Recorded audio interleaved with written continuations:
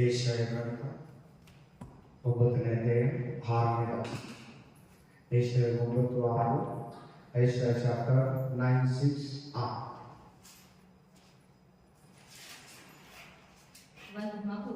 ಒಂದು ಮಗು ನಮಗಾಗಿ ಹುಟ್ಟಿದೆ ಅಷ್ಟೇ.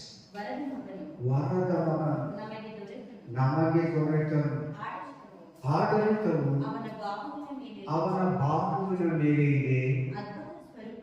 ಅದ್ಭುತ. ಮೊದಲನೇ ಹೆಸರೇನು? ಯೇಸು ಕ್ರಿಸ್ತನಿಗೆ ಅದ್ಭುತ ಸ್ವರೂಪನು. ಎರಡನೇ ಹೆಸರು ಆಲೋಚನಾ ಕರ್ತನು. ಮೂರನೇ ಹೆಸರು ಪರಾಕ್ರಮಿಯಾದ ದೇವರು. ನಾಲ್ಕನೇ ಹೆಸರು ನಿತ್ಯನಾದ ತಂದೆ. ಐದನೇ ಹೆಸರು ಸಮಾಧಾನದ ಪ್ರಭು. ಇವು ಅವನ ಹೆಸರುಗಳು. ಈಗ ಮುಂದೆ ಉಂಟು ಯೇಸು ಕ್ರಿಸ್ತನ ಕುರಿತಾಗಿ ಮುಂಚೆನೆ ಪ್ರವಾದನೆ ವಾಕ್ಯ ಏಷಯನ ಮೂಲಕ ಇವತ್ತಿಗೆ ಬೈಬಲ್ ಸ್ಟಡಿಯಲ್ಲಿ ದೇವರು ನಮ್ಮ ಮಧ್ಯದಲ್ಲಿ ಮಾತಾಡ್ತಾರಂದ್ರೆ, ದೇವರ ನಾಮಗಳು ಆತನ ಮಹಿಮೆಯನ್ನೇ ಸೂಚಿಸುತ್ತದೆ. ಆತನ ನಾಮಗಳಿಗೆ ತಕ್ಕಂತೆ, ಆತನ ಹೆಸರುಗಳಿಗೆ ತಕ್ಕಂತೆ ಆತನ ಕಾರ್ಯವನ್ನು, ಪರಾಕ್ರಮವನ್ನ, ಮಹಿಮೆಯನ್ನ, ಶಕ್ತಿಯನ್ನು ಸೂಚಿಸುವುದು, ತೋರಿಸುವುದು ಆಗಿದ್ದಾನೆ. ಮೊದಲನೇದಾಗಿ ಏನಿದೆ? ಅದ್ಭುತ ಸ್ವರೂಪ. ಏನ್ ಹೆಸರಿದೆ? ಎಲ್ಲರೂ ಉಂಟಾಗಿ ನಮಗೆ ಗಟ್ಟಿಯಾಗಿ ಜೋರಾಗಿ ಹಲ್ಲೆಲೂಯಾ. ಅದ್ಭುತ ಸ್ವರೂಪ.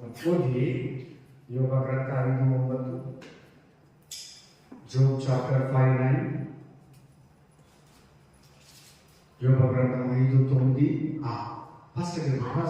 ಆತನು ಅಪ್ರಮೇಯವಾದ ಮಹತ್ ಕಾರ್ಯಗಳನ್ನು, ಅಸಂಖ್ಯಾತವಾದ ಅದ್ಭುತ ಕೃತ್ಯಗಳನ್ನು ಮಾಡುವ ದೇವರು. ಯೇಸು ಕ್ರಿಸ್ತನಿಗಿರೋ ಒಂದು ಹೆಸರಲ್ಲಿ ಯಾವುದಂದ್ರೆ ಅದ್ಭುತ ಸ್ವರೂಪ.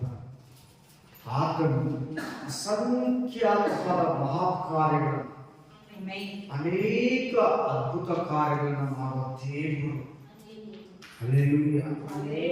ಆತನ ಅದ್ಭುತಗಳು ಮನುಷ್ಯರು ಆಗಲಿ, ಮಾಮೂಲಿ ಮನುಷ್ಯರಾಗಲಿ, ದೇವರಲ್ಲದವರಾಗಲಿ, ಮಂತ್ರವಾದಿಗಳಾಗಲಿ, ಈ ಲೋಕದ ದೇವರುಗಳಿಗಾಗಲಿ ಮಾಡಕ್ಕಾಗಲ್ಲ. ಕೇವಲ ನೀನು ನಂಬಿರೋ ಯೇಸು ಕ್ರಿಸ್ತನ ಮಾತ್ರನೇ ವಿಚಿತ್ರವಾಗಿ, ವಿಶೇಷವಾಗಿ ನೀನು ಆಶ್ಚರ್ಯ ಪಡೋ ತರ, ನೀನು ಅತಿಶಯ ಪಡೋ ತರ ಅದ್ಭುತಗಳನ್ನ ಮಾಡ್ತಾನೆ. ಆಮೆನ್. ಕುಂಟರಿಗೆ ಕಾಲು, ಕುರುಡರಿಗೆ ಕಣ್ಣು, ಮೂಕರಿಗೆ ಬಾಯಿ, ಕಿವುಡರಿಗೆ ಕಿವಿ, ಸತ್ತವರನ್ನು ಎಬ್ಬಿಸುವುದು. ಅದ್ಭುತ ಕಾರ್ಯಗಳನ್ನು ಮಾಡುವ ದೇವರು, ಅತಿಶಯ ಕಾರ್ಯಗಳನ್ನು ಮಾಡುವ ದೇವರು, ಸೂಚಕ ಕಾರ್ಯಗಳನ್ನು ಮಾಡುವ ದೇವರು. ಹಲ್ಲೆಲೂಯಾ. ನಿನ್ನ ಜೀವನದಲ್ಲಿ ಕೂಡ ಆತನ ಅದ್ಭುತಗಳನ್ನು ಮಾಡೋದಕ್ಕೆ ಶಕ್ತನ. ಯಾರಿನ ಜೀವನದಲ್ಲಿ ಅದ್ಭುತ ಮಾಡಿದ ದೇವರು ನಿನ್ನ ಜೀವನದಲ್ಲಿ ಕೂಡ ಅದ್ಭುತ ಮಾಡ್ತಾನೆ. ಮರಿಯ ಮಕ್ಕಳ ಜೀವನದಲ್ಲಿ ಅದ್ಭುತವನ್ನು ಮಾಡಿದ ದೇವರು ನಿನ್ನ ಜೀವನದಲ್ಲಿ ಕೂಡ ಅದ್ಭುತಗಳನ್ನು ಮಾಡ್ತಾನೆ. ದಾವೀದನ ಜೀವನದಲ್ಲಿ ಅದ್ಭುತಗಳನ್ನು ಮಾಡಿದ ದೇವರು ನಿನ್ನ ಜೀವನದಲ್ಲಿ ಕೂಡ ಅದ್ಭುತಗಳನ್ನು ಮಾಡ್ತಾನೆ. ಏಕೆ? ಅಬ್ರಹಾಮನ ಜೀವನದಲ್ಲಿ ಮಕ್ಕಳನ್ನು ಕೊಟ್ಟು, ಸಂತಾನವನ್ನು ಕೊಟ್ಟು, ಸಮಾಧಾನವನ್ನು ಕೊಟ್ಟು, ಸಕಲ ವಿಷಯಗಳಲ್ಲಿ ಆಶೀರ್ವದಿಸಿದ ದೇವರು, 100 ವರ್ಷದಲ್ಲಿ ಮಗುವನ್ನು ಕೊಟ್ಟಿದ್ದ ಅದ್ಭುತನಾದ ದೇವರು ನಿನ್ನ ಜೀವನದಲ್ಲಿ ಕೂಡ ಅದ್ಭುತಗಳನ್ನು ಮಾಡ್ತಾನೆ. ನೀನು ನಂಬಬೇಕು. ದೇವರು ಅದ್ಭುತಗಳನ್ನು ಮಾಡುತ್ತೀವರು, ದೇವರು ಅದ್ಭುತಗಳನ್ನು ಮಾಡುತ್ತೀವರು, ಆಶ್ಚರ್ಯ ಕಾರ್ಯಗಳನ್ನು ಮಾಡುತ್ತೀವರು. ನೀವು ಪೂರ್ತಿಯಾಗಿ ನಂಬಬೇಕು. ನೀನು ನಂಬುದಿರ, ನಿನ್ನ ಜೀವನದಲ್ಲಿ ದೇವರು ಅದ್ಭುತ ಕಾರ್ಯಗಳನ್ನ ಮಾಡಲ್ಲ. ಆಮೆನ್. ನಿನ್ನ ಜೀವನದಲ್ಲಿ ದೇವರು ಅದ್ಭುತ ಕಾರ್ಯಗಳನ್ನ ಮಾಡಬೇಕಾದ್ರೆ ಖಂಡಿತವಾಗಲೂ ನೀನು ನನ್ನ ದೇವರು, ನನ್ನ ಏಸಯ್ಯ, ನಮ್ಮ ದೇವರು, ನಮ್ಮ ಯೇಸು ಕ್ರಿಸ್ತನು ಅದ್ಭುತಗಳನ್ನ ಮಾಡ್ತಾನೆ. ಮೀನುಗಳು ಬಿದ್ದಿಲ್ಲ, 2 ದಿನದಿಂದ ಪ್ರಯಾಸಪಟ್ಟು ಮೀನುಗಳನ್ನು ಹಿಡಿದು ಮೀನು ಸಿಗಲಿಲ್ಲ. ಅತ್ತಾಗಿ ಆ ಕಡೆ ಬಲೆಯನ್ನು ಹಾಕಿ ಅವ್ರ ಕೈಯಲ್ಲಿ ಎಳೆಯಕ್ಕಾಗಲಿಲ್ಲ. ತುಂಬಾ ಮೀನುಗಳು, ದೋಣಿ ತುಂಬಾ ಮೀನುಗಳು.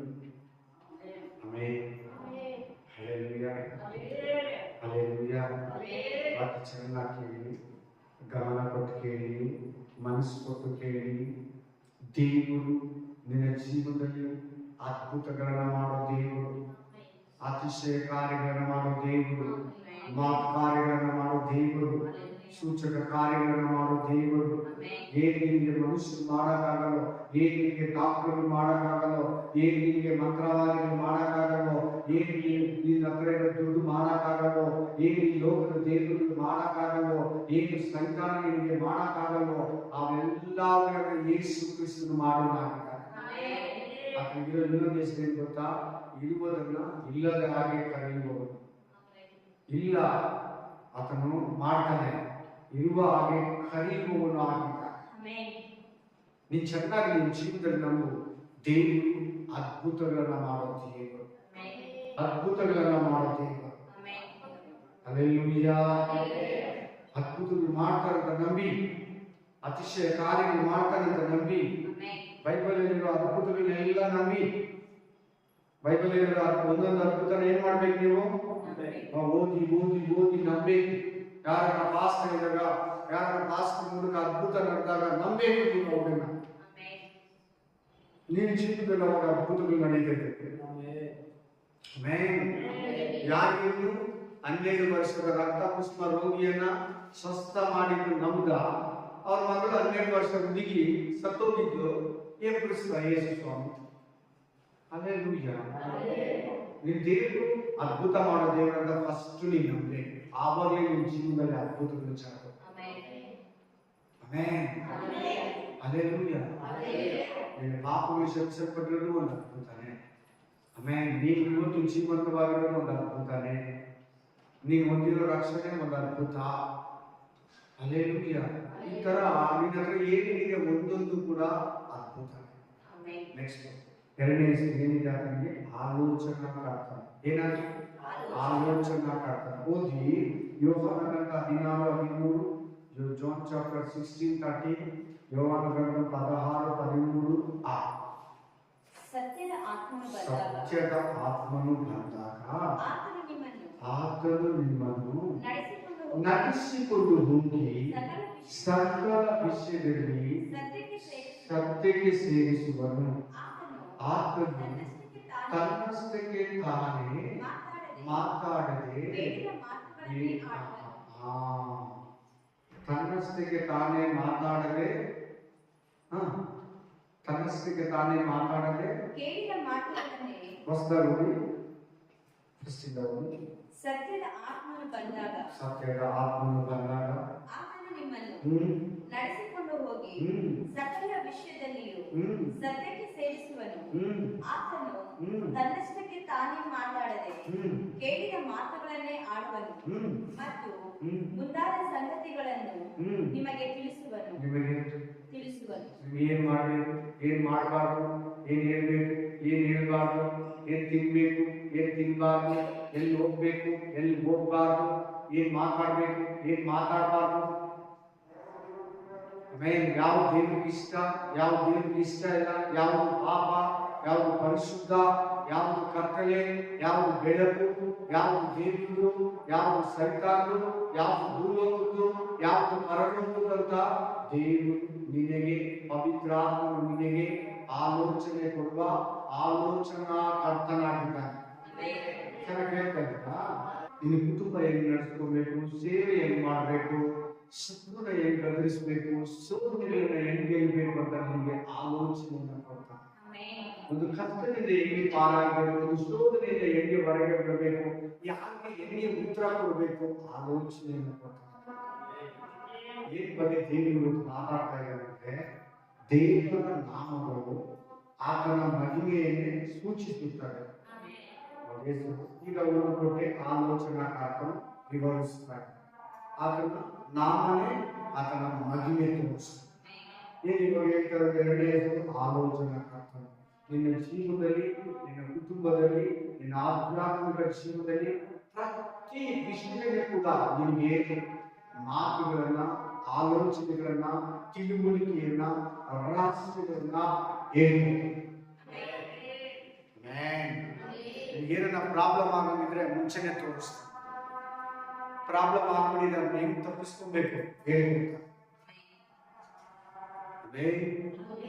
ಎಲ್ಲ ವಿಷಯದಲ್ಲಿ ದೇವರು ನಿಮಗೆ ಆಲೋಚನೆ ಕೊಡ್ತಾರೆ. ನೀನು ಅಲ್ಲಿ ಸುಮ್ಮನೆ ಏನು ಮಾತಾಡಬೇಡ.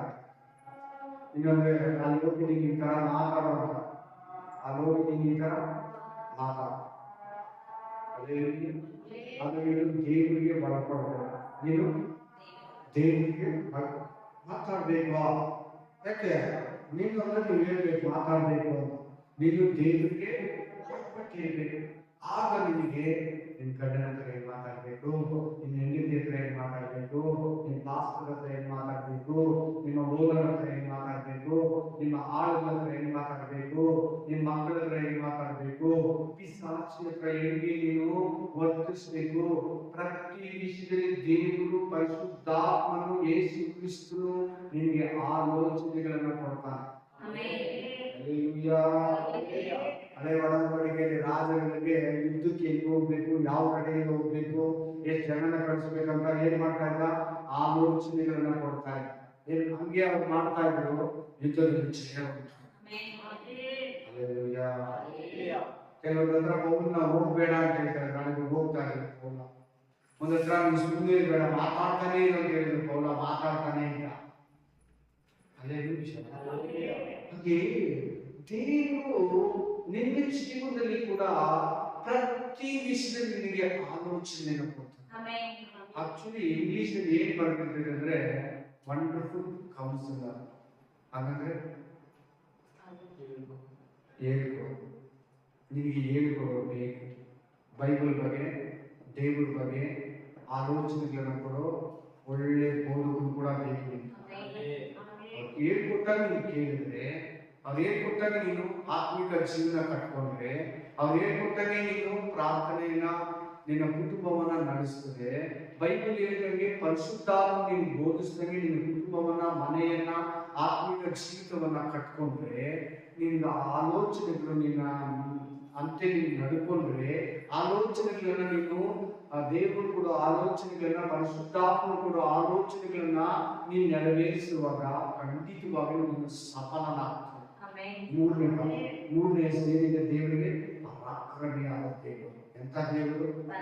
ಓದಿ ವಿಮೋಚನ ಕಂಡ 14:21-22 ಓದಿ. ಪರಾಕ್ರಮಿಯಾದ ದೇವರು. ಓದಿ ಬೇಗ, ಫಾಸ್ಟ್ ಆಗುತ್ತೆ. ಕ್ವಿಕ್. ರಾಗೋಶಿಕಿಯ ಹಾಂಗರಾಗೋಶಿ ಕಲಾಂಗುನಿ ಕಬಾಗುನಿ ಕಬಾಬ ಶಂಗರಗಬಬಿ ಕಬಾದುನಿ ಕಬಾಂಗುನಿ ಕಬಾಬಬ.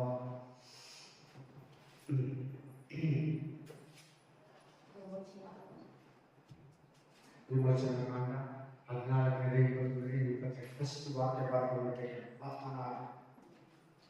ಮೋಶೆ ಸಮುದ್ರದ ಮೇಲೆ ಕೈ ಚಾಚಿದಾಗ ಯೆಹೋವನು ಆ ರಾತ್ರಿಯಲ್ಲಿ ಊರನ ದಿಕ್ಕಿನಿಂದ ಬಲವಾದ ಬಿರುಗಾಳಿಯನ್ನು ಬೀಸುವಂತೆ ಮಾಡಿ ಸಮುದ್ರದ ನೀರನ್ನು ಒಂದು ಕಡೆಗೆ ನೂಕಿ ಅದರ ತಳದಲ್ಲಿ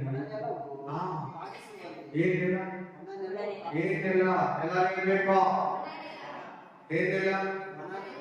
ಸಮುದ್ರದಲ್ಲಿ ಒಣನೆಲ. ಒಣನೆಲ ಅಂದ್ರೆ ಏನು? Dry land. English dry land, ಒಣಗಿರೋ ಭೂಮಿ.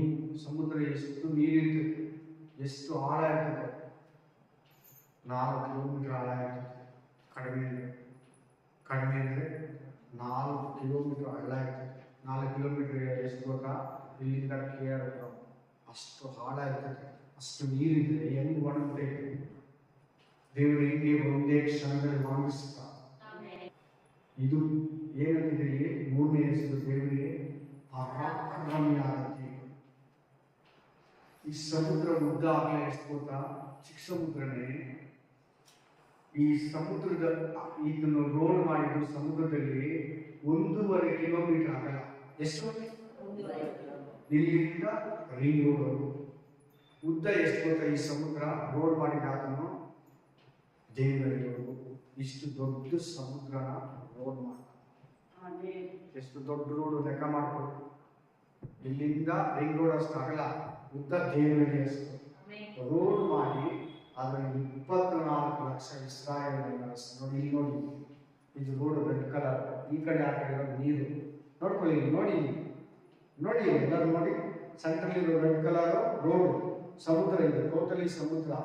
ಕೈ ಚಾಚಿದ ಮೋಶೆ ಕೋಲನ್ನ ದೇವರು ಪರಾಕ್ರಮವನ್ನ ತೋರಿಸಿ ನೀರು ಈ ಕಡೆ ಆ ಕಡೆ ಹಂಗೆ ನಿಂತು, ಅದು ಪರಾಕ್ರಮ.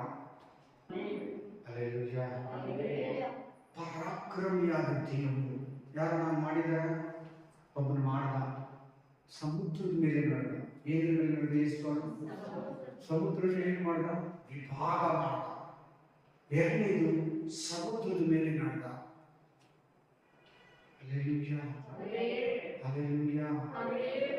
ಸಮುದ್ರದ ನೀರನ್ನ, ನೈಲ್ ನದಿ ನೀರನ್ನ ರಕ್ತ ಮಾಡ್ದ. ಪರಾಕ್ರಮಕಾರಿಗಳೆಲ್ಲ ಯಾರು ಮನುಷ್ಯನೆಲ್ಲ ಮಾಡೋಕ್ಕಾಗಲ್ಲ. ಒಂದು ಮನುಷ್ಯ ಸ್ವಾಮಿ ಸಮುದ್ರ ಮೇಲೆ ನಡೆದ, ನಾನು ನಡೀತೀನಿ ಅಂತ ಹೇಳಿ ತುಂಬಾ ದುಡ್ಡು ಖರ್ಚು ಮಾಡಿ ನೀರ್ ಕೆಳಗಡೆ ಗ್ಲಾಸ್ ಫಿಟ್ ಮಾಡಿ, ನೀರ್ ಕೆಳಗಡೆ ಗ್ಲಾಸ್ ಫಿಟ್ ಮಾಡಿ ಅದ್ರ ಮೇಲೆ ನಡೆದ. ಯಾರಿಗೂ ಕಾಣಿಸಿಲ್ಲ. ಆಮೇಲೆ ಗೊತ್ತಾಯ್ತು ಅವನು ಕೆಳಗಡೆ ಗ್ಲಾಸ್ ಫಿಟ್ ಮಾಡಿ ನಡೆದ ಅಂತ. ಅಲ್ಲೇಲೂಯಾ. ಅದ್ಭುತ ಸಾರಿ ಪರಾಕ್ರಮಿಯಾದ ದೇವರು, ಪರಾಕ್ರಮ ಶಕ್ತಿ ಆತನಿಗೆ. ಆಮೇಲೆ ಎರಿಕೋ ಕೋಟೆ 6 ಕಾರ್ ಹೋಗ್ಬೋದು, ಒಂದು 5 ರೋಡ್ ಅನ್ಬೋದು. ಏನು ಈ ಕಡೆ 3 ಕಾರು, ಆ ಕಡೆ 3 ಕಾರು ಹೋಗ್ಬೋದು. ಇಷ್ಟು ದಪ್ಪ ಗೋಡೆ, ಎಷ್ಟು ದಪ್ಪ ಗೋಡೆ? ಅಷ್ಟು ದಪ್ಪ ಗೋಡೆನ ಸ್ತುತಿ ಸ್ತೋತ್ರಗಳಲ್ಲಿ ಕೇಳಬಾರದು. ಇದರಲ್ಲಿ ಸ್ತುತಿ ಸ್ತೋತ್ರಗಳಲ್ಲಿ ಕೇಳುವುದು ಸಾಕು. ಪರಾಕ್ರಮ ಅದೆಲ್ಲ ಮನುಷ್ಯರೆಲ್ಲ ಯಾರು ಮಾಡೋಕ್ಕಾಗಲ್ಲ. ಪರಾಕ್ರಮ ಶಕ್ತಿ ಆತನಿಗೆ. ಸಮುದ್ರನ ನಡೆದ, ಸಮುದ್ರದ ಮೇಲೆ ನಡೆದ, ಸಮುದ್ರನ ವಿಭಾಗ ಮಾಡ್ದ. ಇವತ್ತು ನದಿ ಸುಗ್ಗಿಯ ಕಾಲದಲ್ಲಿ ಉಕ್ಕಿ ಹರಿತಾ ಇತ್ತು, ಆ ನದಿಯನ್ನು ಒಣಗಿಸ್ತ.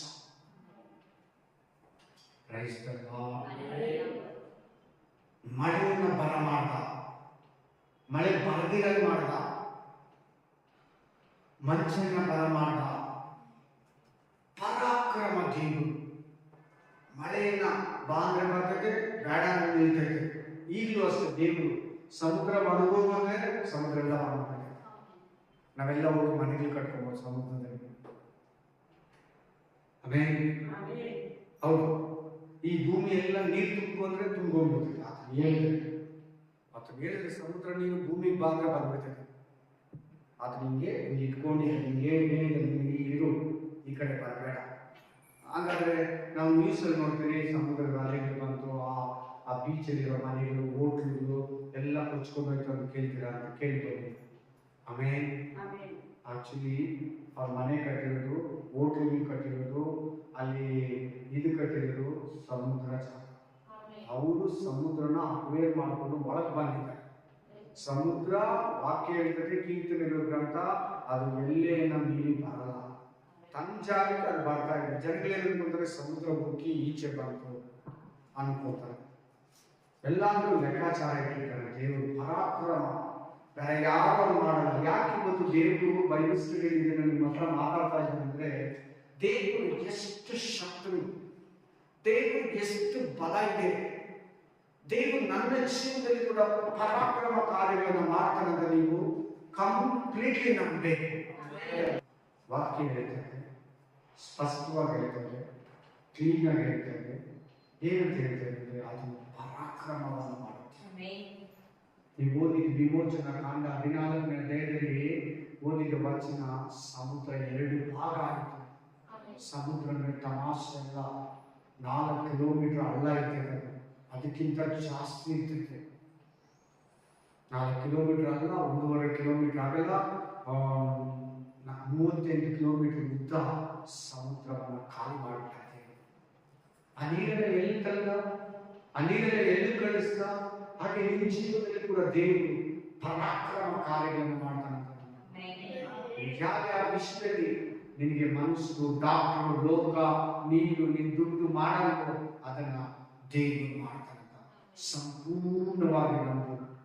ಯಾವಾಗ ದೇವರ ಕೂತ್ಕೊಂಡಾಗ ನೀನು ಆಲೋಚನಾ ಕರ್ತನು ನಿನಗೆ ಸ್ತೋತ್ರ, ನೀನು ಪರಾಕ್ರಮಿಯಾದ ದೇವರು ನಿನಗೆ ಸ್ತೋತ್ರ, ನೀನು ನಿತ್ಯನಾದ ತಂದೆಯು ನಿನಗೆ ಸ್ತೋತ್ರ, ನೀನು ರಾಜಾದಿ ರಾಜನು ನಿನಗೆ ಸ್ತೋತ್ರ, ಭೂರಾಜರ ಒಡೆಯನು ನಿನಗೆ ಸ್ತೋತ್ರ, ಕರ್ತಾದಿ ಕರ್ತನು ನಿನಗೆ ಸ್ತೋತ್ರ, ಅತಿಶಯನಾದ ದೇವರು ನಿನಗೆ ಸ್ತೋತ್ರ, ಆಲೋಚನಾ ಕರ್ತನು ನಿನಗೆ ಸ್ತೋತ್ರ, ನಿತ್ಯನಾದ ತಂದೆಯು ನಿನಗೆ ಸ್ತೋತ್ರ, ಸಮಾಧಾನ ಪ್ರಭುವು ನಿನಗೆ ಸ್ತೋತ್ರ, ಯಾವಾಗಲೂ ಇರುವಾತನೇ ಸ್ತೋತ್ರ, ನಿರಂತರನಾದ ದೇವರೇ ಸ್ತೋತ್ರ, ಪ್ರೀತಿ ಸ್ವರೂಪನೇ ಸ್ತೋತ್ರ, ಸತ್ಯ ಸ್ವರೂಪನೇ ಸ್ತೋತ್ರ, ನಿತ್ಯ ರಕ್ಷಕನೇ ಸ್ತೋತ್ರ. ಇದೆಲ್ಲ ಆತನ ಹೆಸರು ನಾನು ಹೇಳಿದ್ದೆ. ಏನು ಹೆಸರು? ಹಾಗೆ ಹೇಳಿ ಸ್ತುತಿ ಮಾಡು. ದೇವರ ಶಕ್ತಿ ನಿನ್ನ ಮೇಲೆ ಬರ್ತದೆ. Hallelujah, hallelujah. ನೆಕ್ಸ್ಟ್, ನಿತ್ಯನಾದ ತಂದೆ. ಇಬ್ರಿಯ 13:8 Hebrew chapter 13:8. ಆತನು ಯೇಸು ನೆನ್ನೆ ಇದ್ದ ಹಾಗೆ ಇವತ್ತು ನಿರಂತರವೂ ಹಾಗೇ ಇರುವನು. ಓದಿ ಓದಿ ಓದಿ. ಯೇಸು ಕ್ರಿಸ್ತನು ನೆನ್ನೆ ಇದ್ದ ಹಾಗೆ ಇವತ್ತು ಇದ್ದ ಹಾಗೆ ನಿರಂತರವಾಗಿ ಇರ್ತಾನೆ. ನಿತ್ಯನಾದ ತಂದೆ, ನಿತ್ಯನಾದ ತಂದೆ, permanent Father, everlasting Father, ನಿತ್ಯನಾದ ತಂದೆ, ಪರಾಕ್ರಮಿಯಾದ ತಂದೆ. ನಿನ್ನ ದೇವರು ಶಾಶ್ವತನಾದ ದೇವರು. ಆಮೆನ್.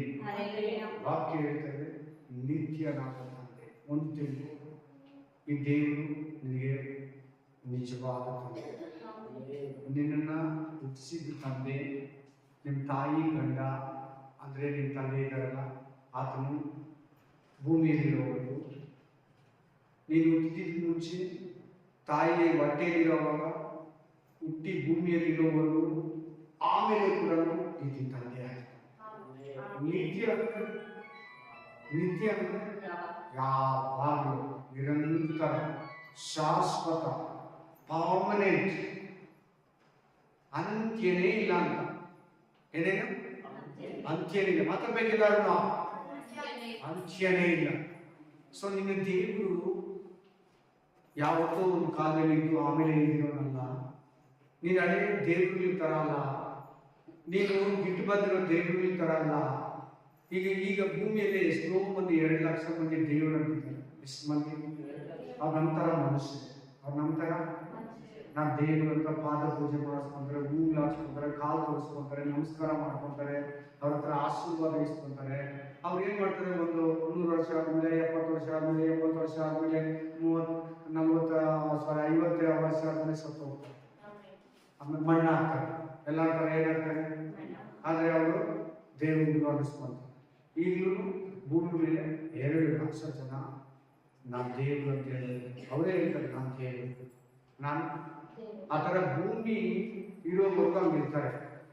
ಈತನೇ ಅಂತ ಗೊತ್ತಾ, ಈತನಿಗೆ ಸಾವಿಲ್ಲ, ಈತನಿಗೆ ಏನಿಲ್ಲ, ನಿತ್ಯನಾದ ತಂದೆ, ನಿರಂತರನಾದ ತಂದೆ.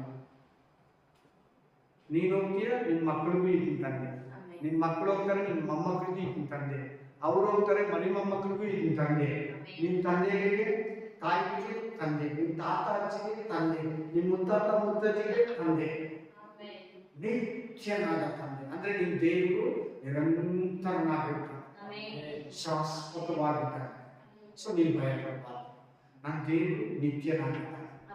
ನನ್ನ ಇದರಲ್ಲಿ ಇವತ್ತು ನೆಕ್ಸ್ಟ್ ಫ್ಯೂಚರಲ್ಲಿ ನೆನ್ನೆ ಪ್ರಾಬ್ಲಮ್ ಅಲ್ಲಿ ಬಿಡುಗಡೆ ಕೊಟ್ಟ, ಹೋದ ವರ್ಷ ಪ್ರಾಬ್ಲಮ್ ಅಲ್ಲಿ ನನಗೆ ಸಹಾಯ ಮಾಡ್ದ, ಇವತ್ತು ಬಂದಿರೋ ವಿಷಯದಲ್ಲಿ ಸಹಾಯ ಮಾಡ್ದ, ಇನ್ಮೇಲೆ ನನಗೆ ಏನ್ ಬಂದ್ರೆ ಕೂಡ ಸಹಾಯ ಮಾಡ್ತಾನೆ.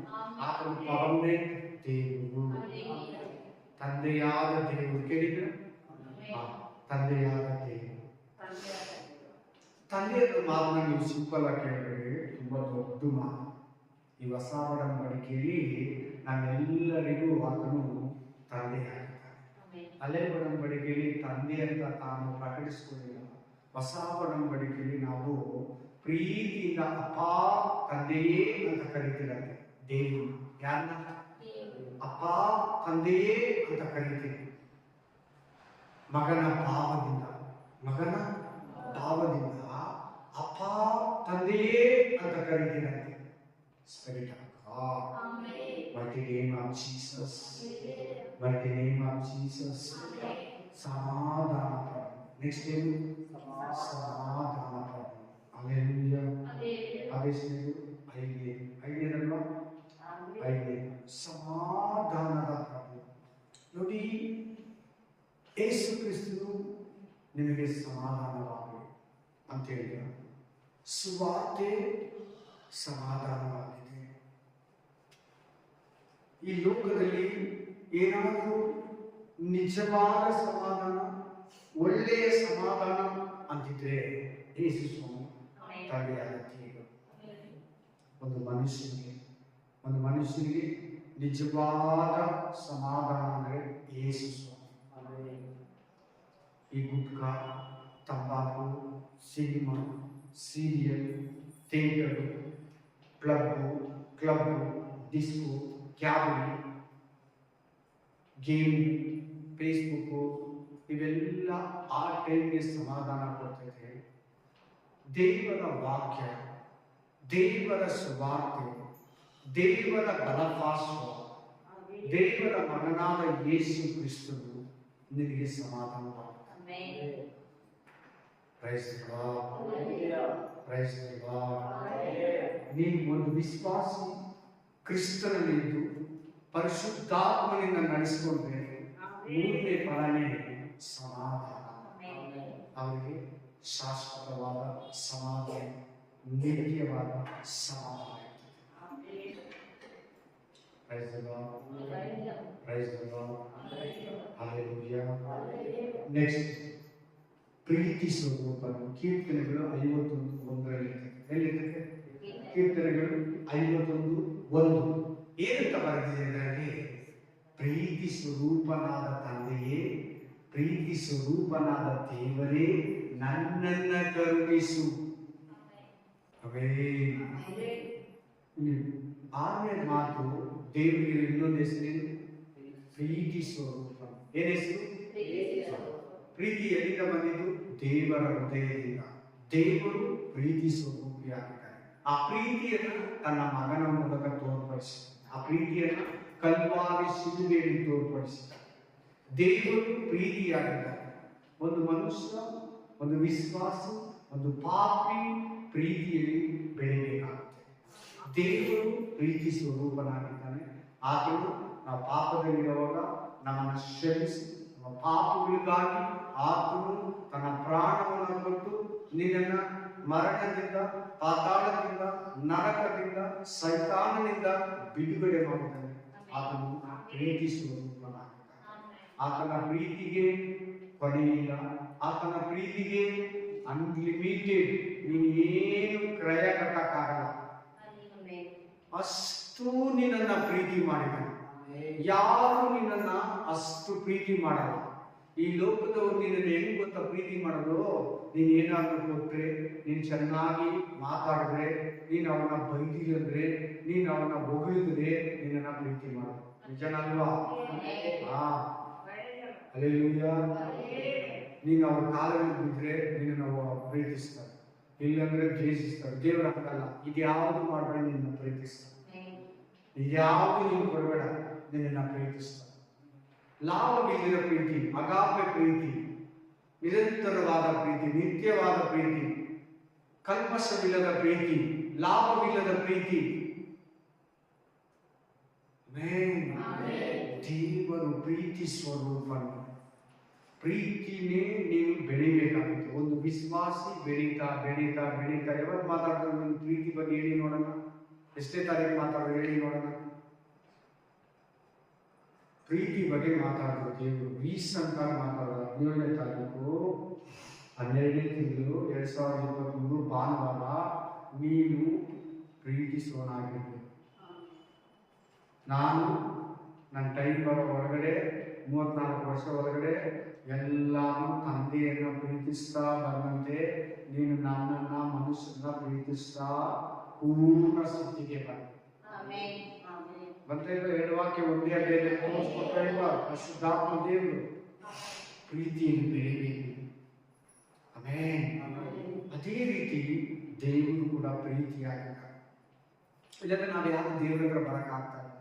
ನಾವು ಮಾಡಿರೋ ತಪ್ಪುಗಳಿಗೆ, ನಾವು ಮಾಡಿರೋ ಪಾಪಗಳಿಗೆ, ನಾವು ಹೇಳಿರೋ ಸುಳ್ಳುಗಳಿಗೆ, ನಾವು ಮಾಡಿರೋ ಅನ್ಯಾಯಗಳಿಗೆ, ನಮ್ಮ ಕಣ್ಣುಗಳಲ್ಲಿ ಮಾಡಿರೋ ತಪ್ಪುಗಳಿಗೆ, ನಮ್ಮ ತುಟಿಗಳಲ್ಲಿ ಹೇಳಿರೋ ಸುಳ್ಳುಗಳಿಗೆ, ನಮ್ಮ ನಾಲಿಗೆಯಲ್ಲಿ ಮಾಡಿರೋ ಪಾಪಗಳಿಗೆ ನಮ್ಮನ್ನು ದೇವರು ಕ್ಷಮಿಸೋ ಮಾತೇ ಇಲ್ಲ. ನೀವು ಓದ್ಕೊಳ್ಳಿ ಕೀರ್ತನೆಗಳು 103ನೇ ಅಧ್ಯಾಯ, 104ನೇ ಅಧ್ಯಾಯ, 105ನೇ ಅಧ್ಯಾಯದಲ್ಲಿ ಆತನು ನಮ್ಮನ್ನು ಕ್ಷಮಿಸೋದಕ್ಕೆ ಚಾನ್ಸ್ ಇಲ್ಲ. ಆದರೆ ಆತನ ಕೃಪೆ ನಮ್ಮನ್ನು ಕ್ಷಮಿಸ್ತದೆ. ಯೋಗ್ಯರಲ್ಲದಿದ್ರು ನಮ್ಮನ್ನ ಯೋಗ್ಯರನ್ನಾಗಿ ಮಾಡ್ತಾರೆ. ಹಲ್ಲೆಲೂಯಾ. ಆ ವೇಷಿ ಎಲ್ಲಾರು ಕಲ್ತಕೊಂಡು ಓಡಿಸ್ಕೊಂಡು ಬರ್ತಾ ಇದ್ದಾರೆ. ಈಕೆನ ಏನ್ ಮಾಡಬೇಕು? ಈಕೆ ವ್ಯಭಚಾರ ಮಾಡೋರಿಗೆ ಸಿಕ್ಕಾಕೊಂಡಿದ್ದಾರೆ. ಮೋಶೆ ಹೇಳ್ತಾನೆ ಈಕೆನ ಕಲ್ತಕೊಂಡು ಸಾಯಿಸಿ ಅಂತ. ನೀನೇನು ಹೇಳ್ತೀಯ? ನಿಮ್ಮಲ್ಲಿ ಯಾರ ಪಾಪ ಇಲ್ವೋ ಅವ್ರು ಮೊದಲು ಕಲ್ಲಾಗಲಿ. ನಿಮ್ಮಲ್ಲಿ ಯಾರ ಪಾಪ ಇಲ್ಲೋ ಮೊದಲು ಕಲ್ಲಾಗಲಿ ಅವ್ರ ಮೇಲೆ. ಮೊದಲು ಕಳ್ಳನಾಗಲಿ.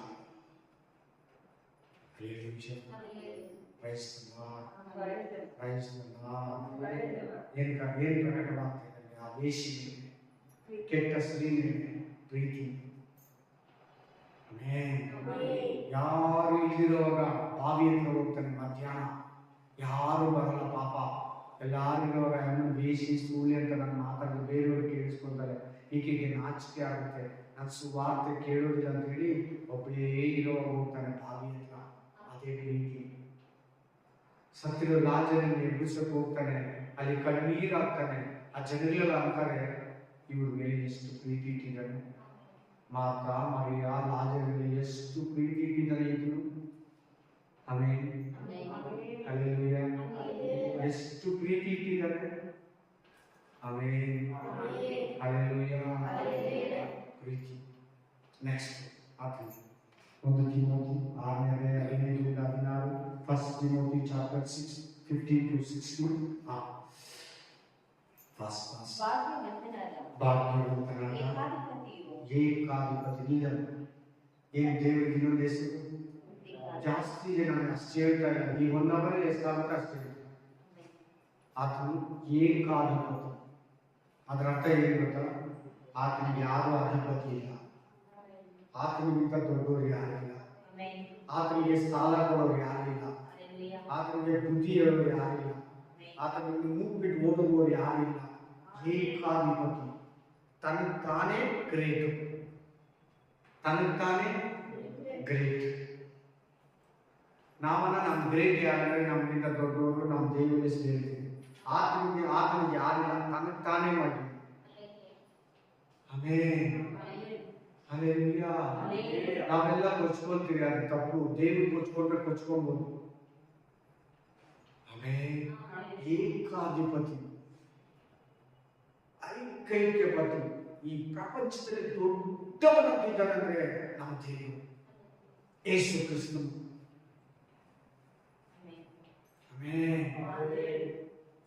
ಎಲ್ಲ ಅಧಿಪತಿಗಳಿಗೆ ಅಧಿಪತಿ, ಎಲ್ಲ ದೊಡ್ಡವರು, ಎಲ್ಲ ರಾಜರಿಗೆ ರಾಜನು, ಎಲ್ಲ ದೇಶದ ಮಂತ್ರಿಗಳಿಗೆ ಇದ್ದನು ರಾಜನು. ಪತಿ ಅಂದ್ರೆ ಲೀಡರ್. ಪತಿ ಅಂದ್ರೆ ಒಂದು ದೊಡ್ಡ ಪೋಸ್ಟ್, ಮೈನ್ ಅಂತ. ಇದಕ್ಕೆ ಒಂದು ಹೆಸರು ಏನಂದ್ರೆ ಏಕಾಧಿಪತಿ. ಇನ್ನ ಸಮಾನ ಯಾರಿಲ್ಲ.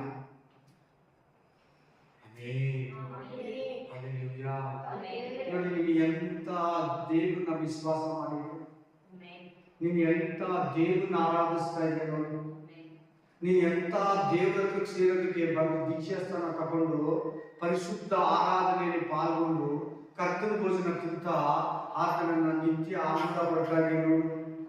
ನಿನ್ ದೇವ್ರು ಯಾಕಂತ ಗೊತ್ತಿದ್ರೆ ನೀನ್ ನೆಕ್ಸ್ಟ್ ಭಾನುವಾರ ಇದಕ್ಕಿಂತ ಚೆನ್ನಾಗಿ ಆರಾಧಿಸ್ತಾರೆ. ಇಂಥವೆಲ್ಲ ಗೊತ್ತಿದ್ರೆ ನೀನು ಚೆನ್ನಾಗಿ ಆರಾಧಿಸೋಕ್ಕಾಗೋದು. ಈ ದೇವ್ರು ಯಾಕಂತ ಗೊತ್ತಿಲ್ಲ ಅಂದ್ರೆ ಮಾಮೂಲಿ ಏನೋ ಡಲ್ ಆಗಿ ಬಂದು ಡೈಲಿ ಮಾಡ್ಕೊಂಡು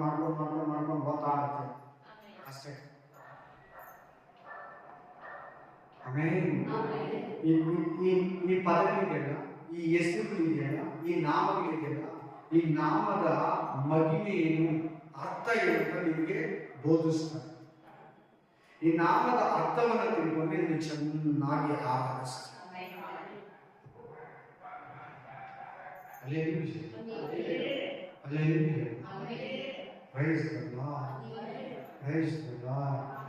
ನೆಕ್ಸ್ಟ್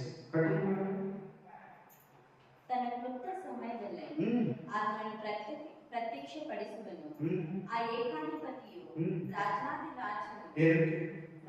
ರಾಜಾದಿರಾಜ, ಆಮೇಲೆ ಕರ್ತರ ಕರ್ತನು, ಕರ್ತರ ಕರ್ತನು, ತಾನೊಬ್ಬನೇ ಅಮರತ್ವ ಉಳ್ಳವನು.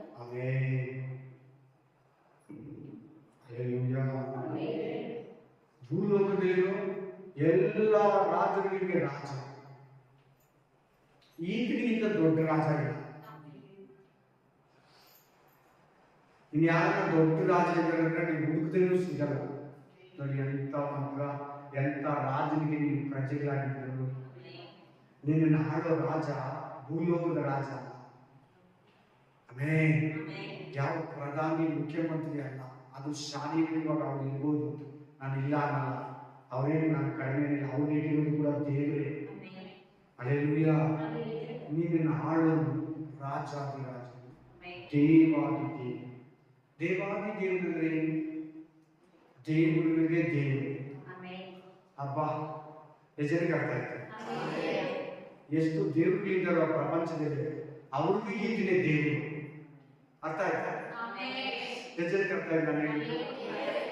ಈ ಪ್ರಪಂಚ ಈಗ ನಾನು ಇವಾಗ ಯಾವಾಗ ಒಂದು ಮಾತಾಡಿದೆ, ಈ ಭೂಮಿಯಲ್ಲಿ ಇವಾಗ 2 ಲಕ್ಷ ದೇವರನ್ನು ಸಾಯಿದ್ದಾರೆ.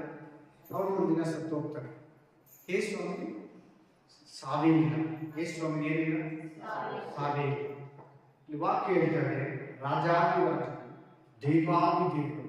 ದೇವಾದಿ ದೇವರಂದ್ರೆ ದೇವರಿಗೆ ದೇವರು. ಆಮೇನ್. ಯಾರನ್ನ ದೇವರು ಅಂತ ಹೇಳಿದ್ರೆ ಈ ಭೂಮಿಯಲ್ಲಿ, ಅವ್ರು ನಾನೇ ದೇವರು ಅಂತ ಅಯ್ಯಪ್ಪ. ಆಮೇನ್. ಅಂದ್ರೆ ಅದರ ಅರ್ಥ ಏನು? ಈತನಿಗಿಂತ ದೊಡ್ಡ ದೇವರು, ಈತನಿಗಿಂತ ಹಳೆ ದೇವರು, ಈತನಿಗಿಂತ ಮೊದಲು ಯಾರು ಇಲ್ಲ. ಮೊದಲಿಂದ ಇದ್ದಾರೆ. ಭೂಮಿ ಹುಟ್ಟಿದ ಮುಂಚೆ, ಸೃಷ್ಟಿಗಿಂತ ಮುಂಚೆ, ಜನಗಳಿಗಿಂತ ಮುಂಚೆ, ಜನಾಂಗಗಳಿಗಿಂತ ಮುಂಚೆ, ಬೆಟ್ಟಗಳಿಗಿಂತ ಮುಂಚೆ, ಆಕಾಶಗಳಿಗಿಂತ ಮುಂಚೆ, ಸಮುದ್ರಕ್ಕಿಂತ ಮುಂಚೆ, ಸೂರ್ಯ ಚಂದ್ರ ನಕ್ಷತ್ರಗಳಿಗಿಂತ ಮುಂಚೆ ಈತನಿದ್ದಾನೆ. ಸೈತಾನನಿಗಿಂತ ಮುಂಚೆ ಈತನಿದ್ದಾನೆ. ಎಲ್ಲಾ ದೇವರುಗಳಿಗಿಂತ ಮುಂಚೆ ಈತನಿದ್ದಾನೆ. ತಾನೊಬ್ಬನೇ ಅಮರತ್ವ ಉಳ್ಳವನು. ಅಮರತ್ವ ಅಂದ್ರೆ ಏನು? ಈಗ ಎಷ್ಟನೇ ನಾಮ ಗೊತ್ತಾಗ್ತದೋ 12ನೇ ನಾಮ ಏನು ನಿಮ್ಗೆ ಅರ್ಥ ಹೇಳ್ತಾರೆ. ಅಮರತ್ವ ಅಂದ್ರೆ ಏನು? ಚಿರಂಜೀವಿ. ಚಿರಂಜೀವಿ ಅಂದ್ರೆ ಏನು? ಅಮರತ್ವ. ಅಮರತ್ವ ಚಿರಂಜೀವಿ ಅಂದ್ರೆ ಏನು? ಸಾವೇ ಇಲ್ಲ. ಈ ದೇವರಿಗೆ, ಯೇಸು ಕ್ರಿಸ್ತನಿಗೆ, ಯೇಸು ನೀನು ಎಂಥ ದೇವರನ್ನ ಆರಾಧಿಸ್ತೀಯೋ, ನೀನು ಆರಾಧಿಸೋ ದೇವರಿಗೆ ಸಾವಿಲ್ಲ. ನೀನು ಕರೆಕ್ಟಾಗಿ ಆರಾಧಿಸಿ, ನೀನು ಕೂಡ ಸಾಯ, ಸತ್ರೆ ಕೂಡ ತಿರ್ಗ ಬದುಕ್ತೀಯ. ಎಲ್ಲರಿಗೂ ಸಾವು ಸಹಜ, ಶರೀರ ಬರೋದು. ಆತ್ಮಕ್ಕೆ ಸಾವು ಬೇರೆ ಇದೆ, ನಿಮ್ಗೆ ಅಲ್ಲ. ನಿಮ್ಗೆ ಇನ್ನೊಂದು ಲೈಫ್ ಇರ್ತದೆ, ಇನ್ನೊಂದು ಜೀವಿತ ಇರ್ತದೆ. ಕೇಳಬೇಕಲ್ಲ? ಹಲ್ಲೆಲೂಯಾ. ನೀತಿಯನಾದ ತಂದೆಯನ್ನು ಹೇಳಿದ್ದೇವೆ, ಅಮರತ್ವವುಳ್ಳವರು. ಅಮರ ಅಂದ್ರೆ ಶಾಶ್ವತ, ಸಾವಿಲ್ಲ, ಚಿರಂಜೀವಿ, ಸಾವನ್ನ ಗೆದ್ದವನು, ಸಾವನ್ನ ಮರಣವನ್ನ ಗೆದ್ದವನು. ಹೇಗೆ ಮಾತಾಡ್ಬೇಕು ಎಲ್ಲರೂ? ನಾವು ಏನ ಗೊತ್ತಿದ್ದ ಕೂತ್ಕೊಂಡಿದ್ರೆ, ಆ ಮರಣವನ್ನ ಗೆದ್ದವನು, ಸಾವನ್ನ ಗೆದ್ದವನು. ಹಲ್ಲೆಲೂಯಾ. ಹಾಗಾದ್ರೆ ನಿನಗೆ ಮರಣ ಕೊಡ್ತಾನ? ನೀ ಕರೆಕ್ಟಾಗಿ ವಾಕ್ಯ ಪ್ರಕಾರ ಇದ್ರೆ ನಿನ್ನ ಮುಂದೆ ಕೂಡ ಸಾವಿಲ್ಲ. ಯಾಕಂದ್ರೆ ನೀನು ಅಮರತ್ವವುಳ್ಳ ದೇವರ ಮಗನು, ಮಗಳು. ಪರಲೋಕದಲ್ಲಿ ಮಗಳು ಮಗನಂತ ಇರಲ್ಲ, ಒಂದೇ, ಎಲ್ಲರೂ ಒಂದೇ ತರ, ದೇವದೂತರ ತರ. ಆಮೇನ್. ನೆಕ್ಸ್ಟ್ ಓದೋಣ. ಅಗುಣ್ಯವಾದ ಬೆಳಕಿನಲ್ಲಿ ಹಾ. ವಾಸ ಮಾಡುವವನು ಆಗಿದ್ದಾನೆ. ಎಂತ ದೇವರು? ಅಗಮ್ಯವಾದ ಬೆಳಕು. ಇವಾಗ ಏನ್ ಬಂದಿದೆ? ಭೂಮಿ ಮೇಲೆ ಕತ್ತಲೆ ಬಂದಿದೆ. ಪರಲೋಕದಲ್ಲಿ ಕತ್ತಲೆನೇ ಇಲ್ಲ. ಪರಲೋಕದಲ್ಲಿ ಅದು ಈ ತರ ಇರಲ್ಲ, ಬೆಳಕು ಪ್ರಕಾಶಮಾನವಾಗಿರ್ತದೆ. ನೀವೆಲ್ಲ ನೋಡಕ್ಕಾಗಲ್ಲ, ನೋಡಿದ್ರೆ ಬಿದ್ದೋಗ್ಬಿಡ್ತೀಯ. ಅದರ ರೂಪಾಂತರ ಒಂದ್ರ ಮೇಲೆ ನೋಡಿದ್ರೆ ನೋಡ್ತೀವಿ. ಅಗಮ್ಯವಾದ ಬೆಳಕಿನಲ್ಲಿ ವಾಸಿಸುವ ಈ ಭೂಮಿ ಮೇಲೆ ಕತ್ತಲೆ ಇದೆ, ಪರಲೋಕದಲ್ಲಿ ಕತ್ತಲೆನೇ ಇರಲ್ಲ. ಪರಲೋಕದಲ್ಲಿ ರಾತ್ರಿ ಇಲ್ಲ. ಪರಲೋಕದಲ್ಲಿ ಯಾವಾಗಲೂ ಬೆಳಕು. ಕರೆಂಟು ಅಲ್ಲಿ ಬೇಕಾಗಿಲ್ಲ, ಸೂರ್ಯನೂ ಬೇಕಾಗಿಲ್ಲ. ಸೂರ್ಯ ಇಲ್ಲ, ಚಂದ್ರನೂ ಇಲ್ಲ ಅಲ್ಲಿ, ಆದರೆ ಕತ್ತಲೆ ಬರಲ್ಲ. ಆಮೇಲೆ ಅಗಮ್ಯವಾದ ಬೆಳಕಿನಲ್ಲಿ ವಾಸಿಸುತ್ತೀವಿ. ಯಾಕಂದ್ರೆ ದೇವರು ಬೆಳಕಾಗಿದ್ದಾನೆ. ಯೋಹನ ಗ್ರಂಥ 8ನೇ ಅಧ್ಯಾಯ 12ನೇ ವಚನ ಹೇಳ್ತದೆ, ನಾನು ಈ ಲೋಕಕ್ಕೆ ಬೆಳಕು. 5ನೇ ಮತ್ತಾಯ ಗ್ರಂಥ 5:12 ಹೇಳ್ತದೆ, ನೀವು ಈ ಲೋಕಕ್ಕೆ ದೀಪವಾಗಿದೆ. ನಿಮಗೆ ನಾನು ಹೇಳ್ತೇನೆ, ನೀನು ಆತನ ದೊಡ್ಡ ಬೆಳಕು, ನೀನು ಚಿಕ್ಕ ಬೆಳಕು. ನಿನಗೆ ದೇವರಿಗೆ ಸಂಬಂಧ ಇದೆ, ಅದು ಮಾತ್ರ ಮರಿಬೇಡ. ನೀನು ಸಪ್ರೇಟ್ ಆಗಿ ನೋಡ್ಬೇಡ. ನೀನು ಒಂದು ಚಿಕ್ಕ ದೇವರು ಆಗ್ತಾ ಇದೆ, ಮನುಷ್ಯರಿಗಲ್ಲ, ಪರಲೋಕಕ್ಕೆ. ಆಮೇಲೆ ದೇವರ ಪ್ರತಿರೂಪ ಆಗ್ತಾ ಇರೋದು, ದೇವರ ಸ್ವಾರೂಪ್ಯವಾಗಿ ಮಾಡ್ತಾ ಇರೋದು. ಆಮೇಲೆ ನೆಕ್ಸ್ಟ್, ಮನುಷ್ಯರಲ್ಲಿ ಯಾರು ಆತನನ್ನು ಕಾಣಲಿಲ್ಲ, ಯಾರು ಕಾಣಲಾರರು. ಆತನಿಗೆ ಮಾನವು ನಿತ್ಯಾಧಿಪತ್ಯವು ಇರಲಿ. ಮಾನವು ನಿತ್ಯಾಧಿಪತ್ಯ, ಸ್ತುತಿ ಸ್ತೋತ್ರಗಳು. ಅದಕ್ಕೆ ನಾವು ಭಾನುವಾರ ಮನೆಗಳಲ್ಲಿ ಡೈಲಿ ಬೆಳಿಗ್ಗೆ ಸಾಯಂಕಾಲ ಪ್ರೇಯರ್ ಮಾಡಿ ನಿತ್ಯವಾದ ಆರಾಧನೆ, ನಿತ್ಯಾಧಿಪತಿ. ಯಾರನ್ನ ಪಾಸ್ಟ್ ಗೀಸ್ಟು ಪುಲ್ಪಿಟ್ ಮೇಲೆ ನಿಂತ್ಕೊಂಡು ತನ್ನ ಕಡೆ ಅಟ್ರಾಕ್ಟ್ ಮಾಡ್ಕೊಂಡು ತನ್ನ ಕಡೆ ಜನಗಳನ್ನ ಎಳ್ಕೊಂಡ್ರೆ ಅದು ಸೈತಾನ ಆರಾಧನೆ. ತನ್ನ ಕಡೆ ತಿರುಗಿಸ್ಕೊಳ್ಳೋದು, ಅವನ ಆತ್ಮಿಕವಾಗಿ ನಡೆಸಲ್ಲ, ಆತ್ಮಿಕವಾಗಿ ಆರಾಧನೆಯಲ್ಲಿ ಮುಳುಗಿಸಲ್ಲ, ಅದು ಗೊತ್ತಿಲ್ಲ. ಆರಾಧನೆಯನ್ನ ಸುಮಾರು ಪಾಸ್ಟ್ಗಳು ಅದನ್ನ ಏನಂತಾರೆ ಅಂದ್ರೆ ಇಂಗ್ಲೀಷಲ್ಲಿ ಹೀರೋ ವರ್ಷನ್ ಏನಂತಾರೆ? ಜಾಗ್ರತೆ. ಎಲ್ಲ ಪಾಸ್ಟ್ಗಳು ಮಾಡೋದು, ಎಲ್ಲ ಆರಾಧನೆ ತನ್ನ ಕಡೆಗೆ ಹೇಳ್ಕೊಡೋದು. ಬೋಧನೆಯಲ್ಲಿ ಅಷ್ಟೇ, ಬೋಧಕರು ತನ್ನ ಕಡೆಗೆ ತನ್ನನ್ನ ಹೇಳ್ಕೊಂತ ಇರ್ತಾರೆ. ಬರೀ ಆರಾಧನೆ ಅಲ್ಲ, ಬೋಧನೆಯಲ್ಲಿ ಕೂಡ ಕಲ್ತಾನ ಮಾಡ್ಕೊಂತಾರೆ. ಅದ ಪಾಸ್ಟ್ ಅಲ್ಲ, ಪಾಸ್ಟ್ ಮೂಲಕ ಸೈತಾನ ಅವರು ಅಟ್ರಾಕ್ಟ್ ಆಗ್ತಾರೆ. ಪಾಸ್ಟರು ಆರಾಧನೆ ವೀರನ ಅಟ್ರಾಕ್ಟ್ ಆಗ್ತಾನೆ, ದೇವರು ಡೌನ್ ಆಗ್ತಾನೆ. ಡೌನ್ ಆಗಲ್ಲ, ಅಲ್ಲಿ ಡೌನ್ ಆಗ್ತಾನೆ. ಆಮೇಲೆ ನಿತ್ಯಾಧಿಪತ್ಯ ಆತನಿಗೆ. ಯಾವ ಆರಾಧನೆಯನ್ನಾಗಲಿ, ಆ ಮಹಿಮೆಯನ್ನಾಗಲಿ, ಸ್ತೋತ್ರ ಸ್ತುತಿಯನ್ನಾಗಲಿ ಕಲ್ತನ ಮಾಡ್ಕೊಂಡ್ಲೇಬಾರ್ದು. ಆಮೇಲೆ ಹಲ್ಲೆಲೂಯಾ. ಎಲ್ಲ ಮಾಸ್ಟರ್ಗಳಲ್ಲಿ ಆರಾಧನೆ ಮಾಡೋದು, ಕುಣಿಯೋದು, ಕುಪ್ಪಳಿಸೋದು ಮಾಡಬೇಡಿ. ಅದು ಎಷ್ಟು ಮಾತ್ರ ವಾಕ್ಯ ಕರೆಕ್ಟ್ ಅನ್ನೋದು ನೋಡ್ಬೇಕಾಗುತ್ತೆ. ನಾವು ಹೊಸ ಒಡಂಬಡಿಕೆ ಆರಾಧನೆ ಮಾಡೋದು ಆತ್ಮೀಕ ರೀತಿಯಲ್ಲಿ. ಯಾವ ರೀತಿ? ಅದು ಗಮನದಲ್ಲಿ ಇರಲಿ. ಬೇರೆ ಕಡೆ ಎಲ್ಲ ಆರಾಧನೆಗಳು ಹೋಗ್ತಿರಲ್ವಾ? ಹಲ್ಲೆಲೂಯಾ. ಹಳೆ ಒಡಂಬಡಿಕೆ ವಾಕ್ಯಗಳೆಲ್ಲ ತೋರಿಸ್ತದೆ. ಎಚ್ಚರ, ಗಮನಕ್ಕೆ ನಿಮ್ಮ ಗಮನದಲ್ಲಿ ಇರಲಿ. ಆಮೇಲೆ ಆತ್ಮದಿಂದ ಸತ್ಯದಿಂದ ಆರಾಧಿಸಿ. ಕ್ರೈಸ್ತಲ್ವಾ? ಆಮೇಲೆ ಆರಾಧನೆ ನಡೀತಾ ಇದ್ರೆ ಪರಿಶುದ್ಧಾತ್ಮ ಇಳಿಬೇಕು, ಅಭಿಷೇಕ ಇಳಿಬೇಕು, ದೇವರ ಶಕ್ತಿ ಇಳಿಬೇಕು, ಜನಗಳಿಗೆ ಬೆಳಕು ಕಾಣಿಸ್ಬೇಕು, ಬಿರುಗಾಳಿ ಅನುಭವ ಅವ್ರಿಗಾಗ್ಬೇಕು, ಬೆಂಕಿಯ ಅನುಭವ ಅವ್ರಿಗಾಗ್ಬೇಕು. ಅವ್ರ ನಾಲ್ಗೆಗಳ ಮೇಲೆ ಕೂಡ ಬೆಂಕಿ ಕುತ್ಕೋಬೇಕು, ಅಲ್ಲಿ ದೆಬ್ಬಗಳು ನಡಬೇಕು, ರೋಗಿಗಳು ಸ್ವಸ್ಥತೆ ಹೊಂದಬೇಕು.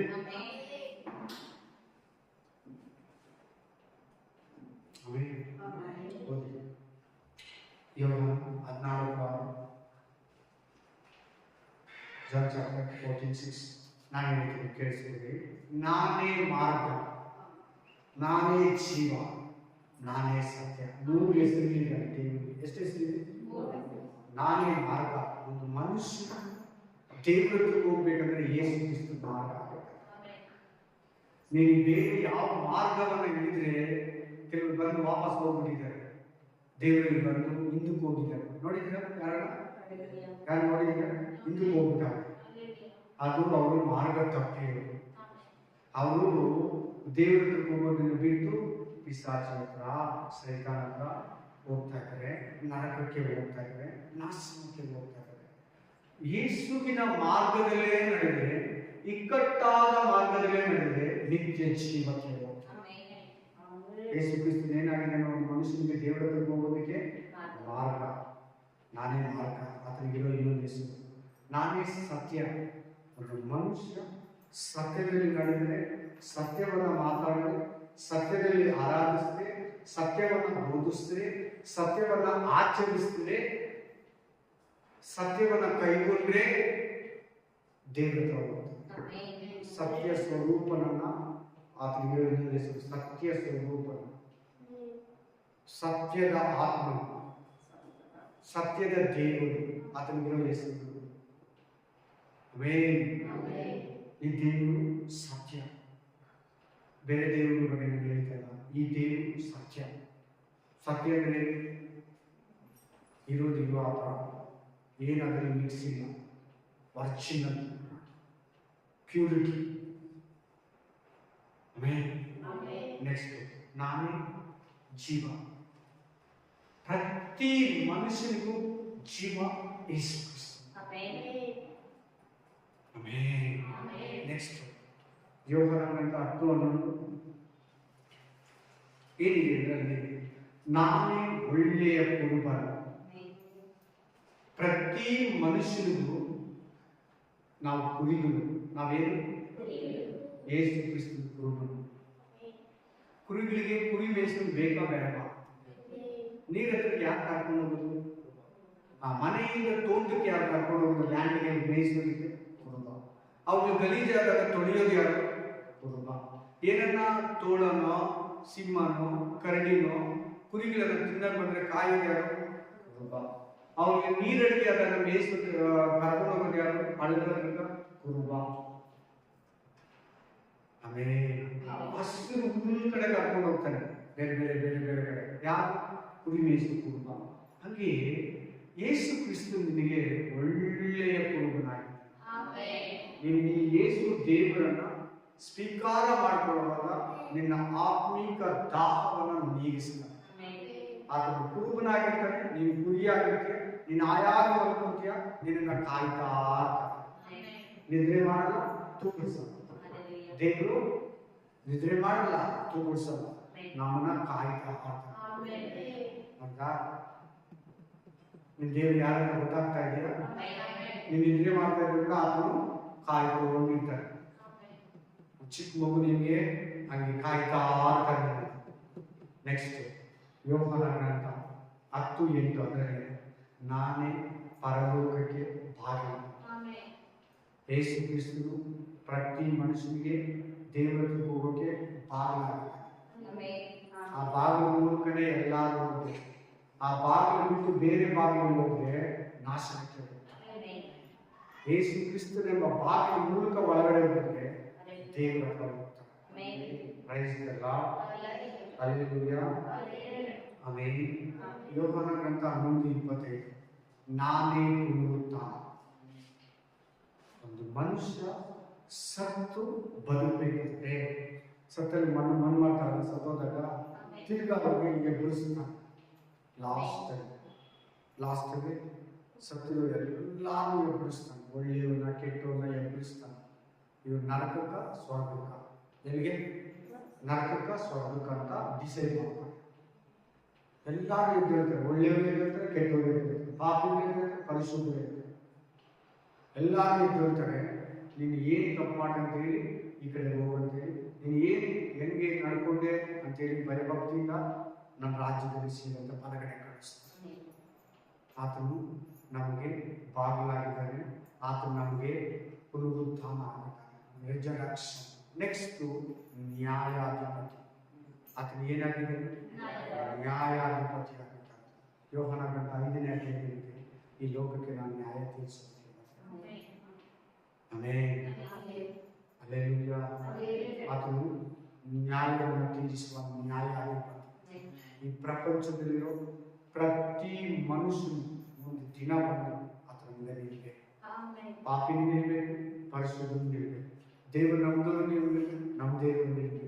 ಸುವಾರ್ತೆಯನ್ನು ಅಂಗೀಕರಿಸಿದವರು ನಿಲ್ಬೇಕು, ಸುವಾರ್ತೆಯನ್ನು ಧಿಕ್ಕರಿಸಿದವರು ನಿಲ್ಬೇಕು. ಪ್ರತಿ ಮನುಷ್ಯನಿಗೆ ಆತನು ನ್ಯಾಯಾಧಿಪತಿಯಾಗಿದ್ದಾನೆ. ಏನಾಗಿದೆ? ನ್ಯಾಯಾಧಿಪತಿ, ನ್ಯಾಯ ತೀರಿಸುವ ನ್ಯಾಯಾಧಿಪತಿ. ನಾವು ಮಾಡೋ ಒಂದೊಂದು ತಪ್ಪುಗಳಿಗೂ ಕೂಡ ಒಂದು ದಿನ ಆತ ಮುಂದೆ ನಿಂತು ನಮ್ಮ ಯಾಕೆ ಆ ತಪ್ಪುಗಳನ್ನು ಮಾಡಿದೆ ಅಂತ ದೇವರ ಮುಂದೆ ಹೇಳಬೇಕಾಗುತ್ತೆ. Hallelujah. Praise the Lord. Praise you, Jesus. Hallelujah. Hallelujah. Hallelujah. Next. ಪ್ರಕಟಣೆ ಗ್ರಂಥ 1:15.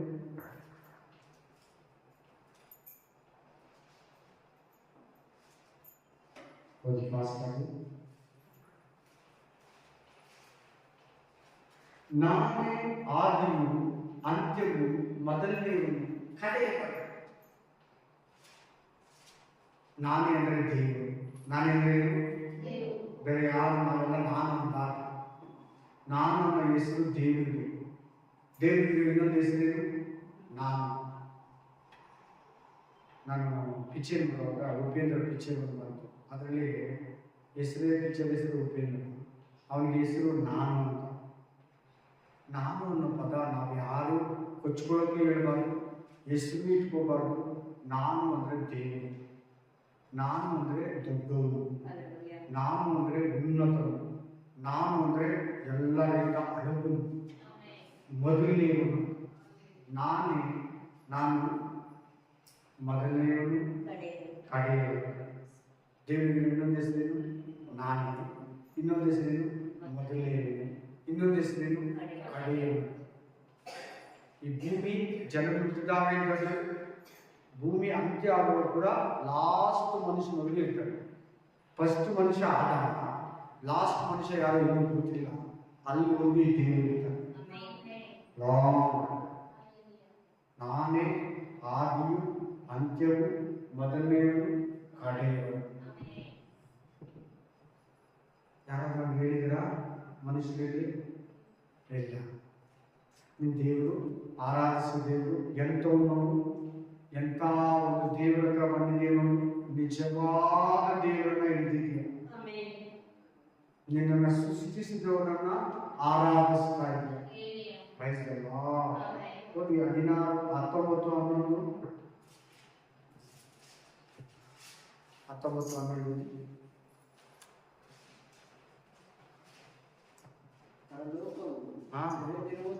ತಿಳಿದಿರುವುದನ್ನು ನಾನು ಕಂಡೆನು. ಇಡೀ ಕುದುರೆಯು ನನಗೆ ಕಾಣಿಸಿತು. ಅದರ ಮೇಲೆ ಕುಳಿತಿದ್ದಾತನಿಗೆ ನಂಬಿಗಸ್ತನು. ಬೇರೆ ಹೆಸರು ದೇವರ ಹೆಸರು ನೀನು ಅದಕ್ಕೂ ಹೇಳು. ನಂಬಿಗಸ್ತನೇ ಸ್ತೋತ್ರ ಅಂತ ನೀನು ಆರಾಧಿಸ್ಬೇಕು. ಭಾನುವಾರ ನಿನ್ನ ಮನೆಯಲ್ಲಿ ಈಗ ಹೋಗ್ಬಿಟ್ಟು ನಂಬಿಗಸ್ತ. ನೀನು ನಂಬು, ನಿನಗೆ ಮೋಸ ಮಾಡ. ನೀನು ನಂಬುವಾಗ ನಿನಗೆ ಮೋಸ ಮಾಡ. ನಾವು ಯಾರನ್ನ ಭಯ ಮನುಷ್ಯರು ನಮ್ದೇ ಕಟ್ಕು ಇದ್ಬಿಟ್ಟು ಅಂತಾರೆ. ಕೇಳಿದ್ರೆ ದೇವರು ನಾನು ಮೋಸ ಕೇಳಿದ್ರ. ಆದರೆ ಈ ದೇವರು ಏನಂದ್ರೆ ನೀನು ಈ ದೇವರು ನಂಬು, ನಿನಗೆ ಫ್ರಾಡ್ ಆಗಲ್ಲ, ಮೋಸ ಆಗಲ್ಲ. ನಂಬಿಗಸ್ತು ನಂಬುದವ್ರನ್ನ ಕಾಪಾಡ್ತಾನೆ ಅಂತ. ನಮ್ದವ್ರನ್ನ ಈಗ ಒಬ್ಬರು ಮನುಷ್ಯರಿಗೆ ಎಲ್ಲೋ ಹೋಗುವಾಗ ಅವ್ರ ಹತ್ರ ಇರೋ ಕ್ಯಾಶ್, ಅವ್ರ ಹತ್ರ ಇರೋ ಒಡವೆ ಕೊಟ್ಬಿಟ್ಟು ಹೋಗ್ತಾರೆ. ಅದರಲ್ಲಿ ಸ್ವಲ್ಪ ಎತ್ಕೊಂಡು ಗೊತ್ತಿದ್ದರಂಗೆ ಒಂದೊಂದು ಕಟ್ಟಲ್ಲಿ 2 ನೋಟ್ ಹೇಳ್ಕೊಂಡು ವಾಪಸ್ ಕೊಟ್ಟರೆ ಅದೇನಾಗುತ್ತೆ? ನಂಬಿಕೆ ದ್ರೋಹ. ನಂಬಿಕೆ ಇಲ್ಲಂದ್ರೆ ನೀವು ಕೊಟ್ಟೇ ಇಲ್ಲ ಅಂದ್ಬಿಟ್ರೆ ಬಂದಮೇಲೆ ಇಷ್ಟೇ ಕೊಟ್ಟಿದ್ದಂದ್ರೆ ಯಾವಾಗ ಕೊಟ್ಟರೆ ಅದು ನಂಬಿಕೆ ಅಲ್ಲ, ನಂಬಿಗಸ್ತರು ಅಲ್ಲ, ಆ ಥರ ಅದು ನಂಬಿಕೆಗೆ ಆಧಾರನೂ ಅಲ್ಲ. ಈ ದೇವರು ಏನಂದ್ರೆ ನೀನು ಸಂಪೂರ್ಣವಾಗಿ ನಂಬಿದ್ರೆ ನಿನಗೆ ಅನಿಸ್ತು. ಸಂಪೂರ್ಣವಾಗಿ ನಂಬಬೇಕು ದೇವರು.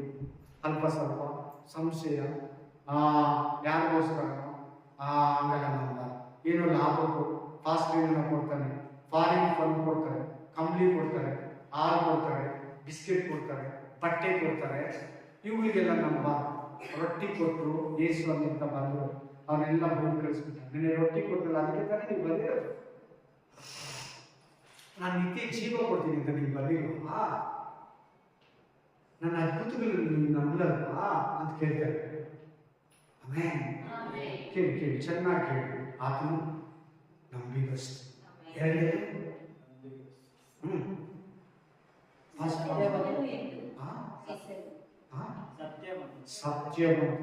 ಅದು ಅವಾಗೇ ವಿವರಿಸ್ತು. ನೆಕ್ಸ್ಟ್ ಆತನು ನೀತಿ ನೀನು ಆರಾಧಿಸುವಾಗ ಸತ್ಯ ದೇವರೇ ಅಂತ ಆರಾಧಿಸ್ಬೋದು. ಏನಂತ ಈಗ ಹೇಳಿಕೊಡ್ತಾರೋದೆಲ್ಲ ನಿಮ್ಗೆ ಆರಾಧನೆ ಮಾಡೋದಕ್ಕೆ ನಾನು ಹೇಳ್ತಾ ಇರೋದು. ಈ ಪದಗಳೆಲ್ಲ ಹೇಳಿ ನೀವು ಆರಾಧಿಸ್ಬೋದು. ಡೈಲಿ ಹೇಳ್ಬೋದು. ನಿಮ್ಗೆ ಬೇಕಾದ್ರೆ ಇದನ್ನೇ ಬೈಬಲ್ ಎಲ್ಲ ಓದ್ಬೋದು. 1 ಅವರ್ ಬೇಕಾದ್ರೆ ಹೇಳ್ಬೋದು ಮಾಡು. ನಾನು ಒಂದು ಡೈರಿ ತಗೊಂಡು ಈ ಹೆಸರುಗಳೆಲ್ಲ ಬರದೆ ಸುಮಾರು ಪೇಜ್ ತಿಳಿತು. ಅಷ್ಟು ಹೆಸರುಗಳೈತೆ ದೇವರು. Alleluia alleluia. ಹೌದು. ಆತನು ನೀತಿಯಿಂದ ನ್ಯಾಯ ವಿಚಾರಿಸುತ್ತಾನೆ. ನ್ಯಾಯಾಧಿಪತಿ. ನ್ಯಾಯಾಧಿಪತಿನಲ್ವಾ? ನ್ಯಾಯಾಧಿಪತಿ. ಓದು 16ನೇ ವಚನ. ಆತನ ತೊಡೆಯ ಮೇಲಿನ ವಸ್ತ್ರದಲ್ಲಿ ರಾಜಾದಿರಾಜನು ಕರ್ತರ ಕರ್ತನು ಎಂಬ ಹೆಸರುಗಳು ಬರೆದಿದೆ. ರಾಜಾದಿರಾಜನು ಕರ್ತರ ಕರ್ತನು ಎಂಬ ಹೆಸರುಗಳು ಬರೆದಿದೆ. ಹಲ್ಲೆಲೂಯಾ. ರಾಜಾದಿರಾಜನು ಕರ್ತರ ಕರ್ತನು ಎಂಬುದಾಗಿ ಆತನ ಹೆಸರುಗಳು, ಎಂಬುದಾಗಿ ಆತನ ನಾಮಗಳು. ಇದು ಇಷ್ಟೊತ್ತು. ಇದಕ್ಕಿಂತ ಜಾಸ್ತಿ ಇದೆ. ಈ ಬೈಬಲ್ ಏಷಯ ಗ್ರಂಥದಲ್ಲಿ ಜಾಸ್ತಿ ಇದೆ, ಕೀರ್ತನೆಗಳಲ್ಲಿ ಜಾಸ್ತಿ ಇದೆ. ಅದರಲ್ಲಿರೋ ಹೆಸರು ಆದಿಕಾಂಡಗಳಿದೆ, ಯೆಹೋವ ಅಂತಿದೆ, ಯೇಸು ಅಂತಿದೆ. ಇನ್ನು ಅವೆಲ್ಲ ನಾನು ವಿವರಿಸಲಿಲ್ಲ. ಈ ತರ ತುಂಬಾ ಹೆಸರುಗಳಿದೆ. ಅವೆಲ್ಲ ಹೇಳಿ ಸ್ತೋತ್ರ ಮಾಡ್ತಾರೆ ನೀವು ನಂಬಿಕೆಯಿಂದ.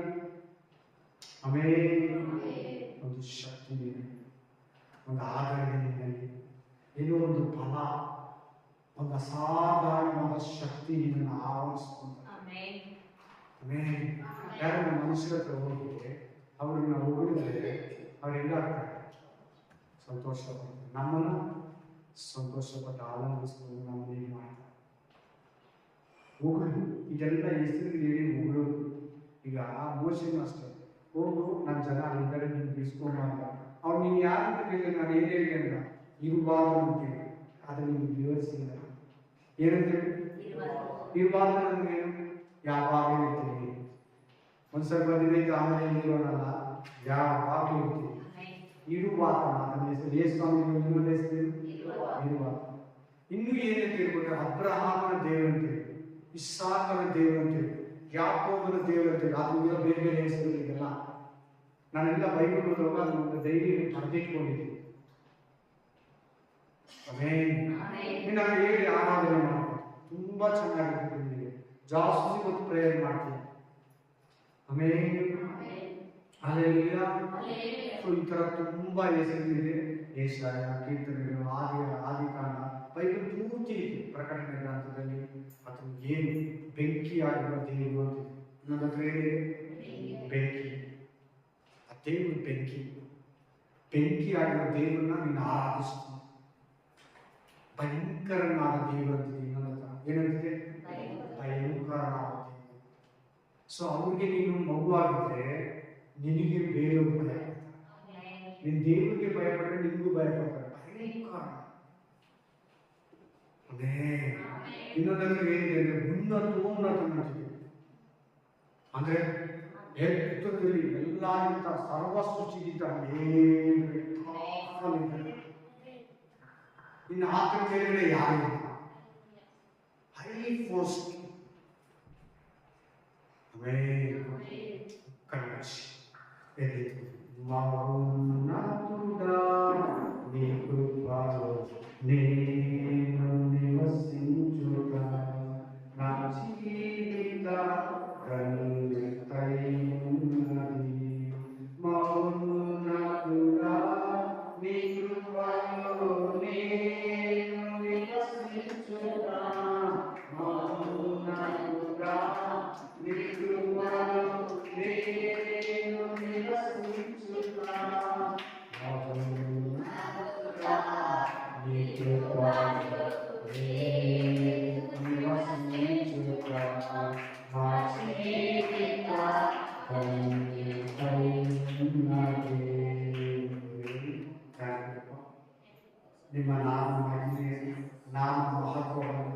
ನಿನ್ನ ನಾಮಗಳಿರುವ ಶಕ್ತಿಯನ್ನು, ಪರಾಕ್ರಮವನ್ನು, ಅಧಿಕಾರವನ್ನು, ಮಹಿಮೆಯನ್ನು ನಮಗೆ ತೋರಿಸ್ತೀವಿ ರಾಜ.